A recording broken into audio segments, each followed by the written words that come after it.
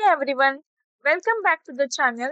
If you are working with dates in Power BI and want to extract just the year, whether it's for filtering, grouping, or analysis, then this video is for you. Today, we are diving into year function in Power BI. Let's get started. Year function is a DAX function that extracts the year from the date value. It's super useful when you want to break down your data by year or create year-based visuals.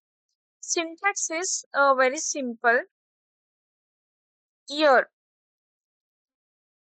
okay, year of dates, okay, or year of date of. If you give 2025, 8, and 10, it will return 2025 here. It will return the year.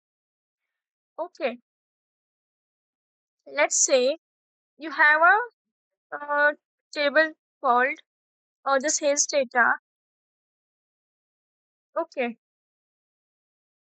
with a column name order date, and you want to create a new column that shows just the year of each order. What you have to do, like I created a custom column here. Okay, column I have created here.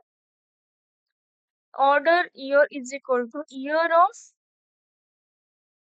order date. This is the table name and this is the column name, year of order date.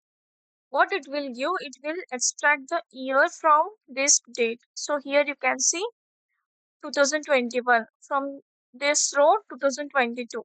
So it will extract only the year, and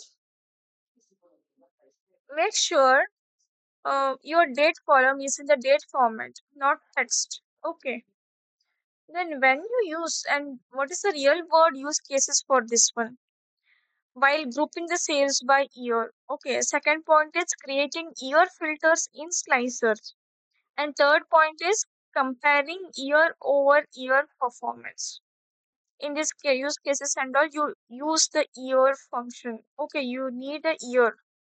And that's a wrap on the year function in Power BI. If you found this useful, don't forget to like, subscribe, and hit that bell icon for more powerful Power BI tips.